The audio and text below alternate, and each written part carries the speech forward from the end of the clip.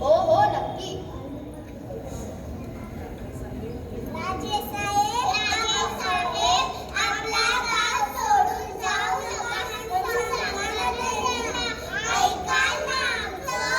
हो हो नक्की.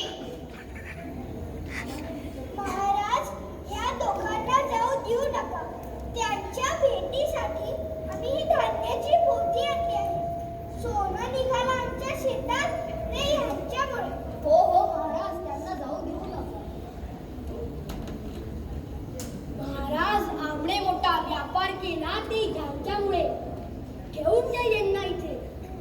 महाराज, फुलं पहिली चांदणी उगवली की उठू लागली.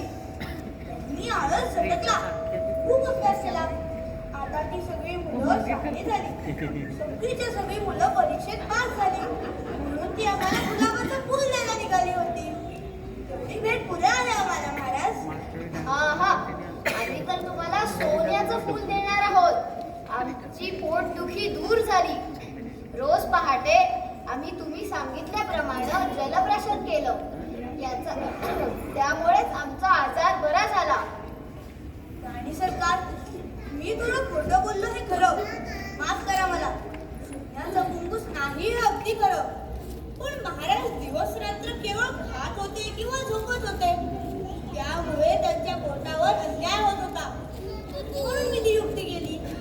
रोज टेकडी चढून जात जा म्हणून सांगितलं असतं तर महाराजांनी ऐकलं नसतं. म्हणून त्या सोन्याच्या उंचाचं नाटक केलं. थोडं खोटं बोललो, माफ करा. पण त्यांचा केवढा उपयोग झाला. आमचा आजार कळाला. आम्ही रोज पहाटे वेषांतर करून फेरफटका मारू लागलो. याचा धाक घेऊन आमच्या राज्याचा कारभार सुधारला. हेच हवं होतं मला महाराज. येतो आम्ही. कुठं निघालात? नाही, तुम्ही आमचे मंत्री म्हणून इथेच राहिलं पाहिजे. त्या बायेत कुंकू नका महाराज.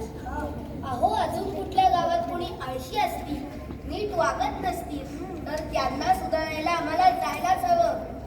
आराम है, आराम हराम है. येतो आम्ही. ठीक आहे, चला निरोप देऊ यांना. आळशांच्या नवे अजंठा नगरीच्या वेशीपर्यंत जाऊ.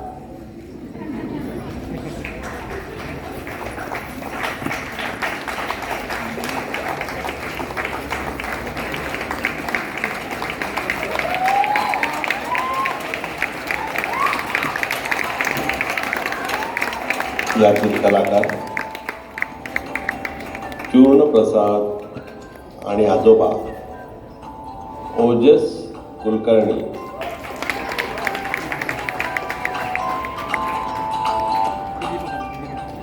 राजा भौमिक धात्रक.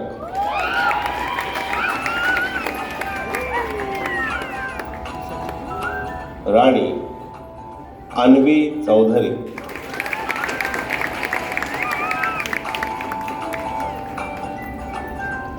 गणू आणि हुजऱ्या ओम नेहरकर.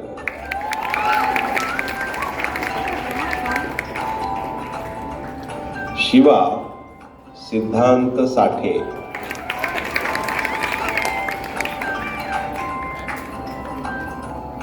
खुशाल शेट्टी विवान निवर्गी.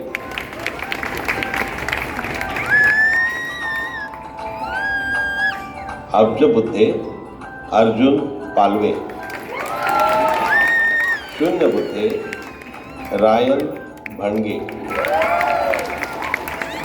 सहस्र बुद्धे हेमवी अकोलकर. लक्ष बुद्धे त्रिशा फुलंब्रीकर.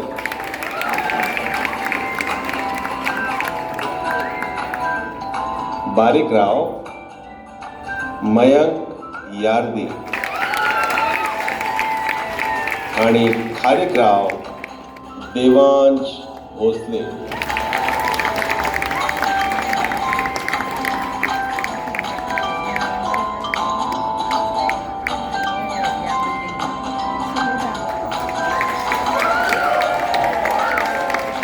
पार्श्वसंगीत